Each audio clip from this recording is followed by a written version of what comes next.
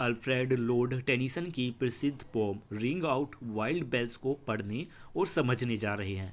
यह पोम नए साल का स्वागत करते हुए पुरानी बातों को, पुरानी आदतों, झूठ, दुखों को विदा करने की प्रेरणा देती है।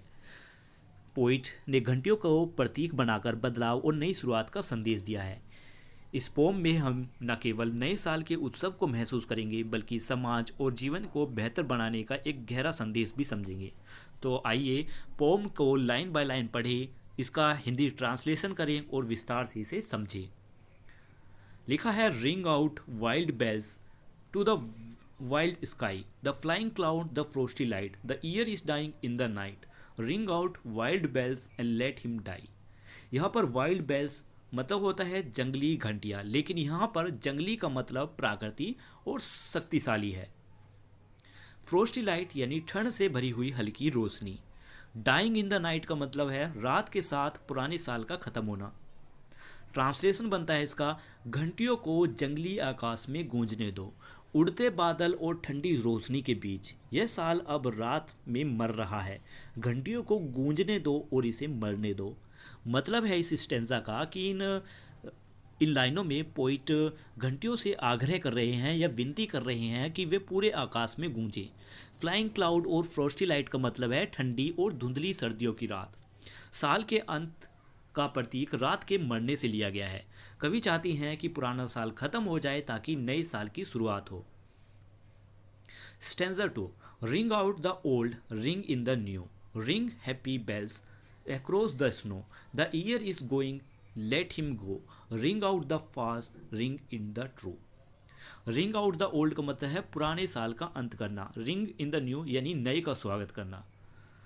ट्रांसलेशन बनता है इसका, पुराने को विदा करो, नए का स्वागत करो। खुशहाल घंटियां बर्फ के ऊपर गूंजे, साल जा रहा है इसे जाने दो, झूठ को विदा करो, सच्चाई का स्वागत करो। मतलब इस स्टेंजा का मतलब बनता है कि पुरानी आदतों, विचारों और बीते समय को अलविदा कहने और नए साल, नए विचारों को, सच्चाई का स्वागत करने का ये लाइन संदेश दे रही है।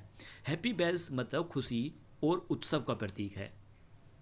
Stanza number 3, ring out the grief that saps the mind for those that here we see no more, ring out the feud of rich and poor, ring in the redress to all mankind. Grief मतलब दुख, ceps the mind यानी मन को कमजोर करना, feud का मतलब होता है झगड़ा और रिड्रेस मतलब न्याय या सुधार। ट्रांसलेशन बनता है इसका, उस दुख को विदा करो जो मन को कमजोर करता है, उन लोगों के लिए जो अब हमारे साथ नहीं है। अमीर और गरीब के झगड़े को खत्म करो, पूरे मानवता के लिए न्याय का स्वागत करो। स्टेंजा का मतलब है कि कवि दुख और शोक को विदा करने की बात कर रहे हैं, विशेषकर उन प्रियजनों के लिए, उन लोगों के लिए जो अब हमारे साथ नहीं है। Feud of rich and poor का मतलब है अमीर और गरीब के बीच झगड़े और असमानता को मिटाना। कवि न्याय और समानता का स्वागत करना चाहते हैं। नेक्स्ट है stanza number 4, ring out a slowly dying cause and ancient form of party strife, ring in the nobler modes of life with sweeter manner purer laws. यहाँ पर स्लोली डाइंग कोस का मतलब है समाप्त होती पुरानी समस्याएं। Ancient form of party strife का मतलब है पुराने झगड़े या राजनीतिक संघर्ष। नोबलर्स मोड ऑफ लाइफ का मतलब है महान जीवन शैली। प्योर लॉस का मतलब है अधिक न्याय और शुद्ध कानून।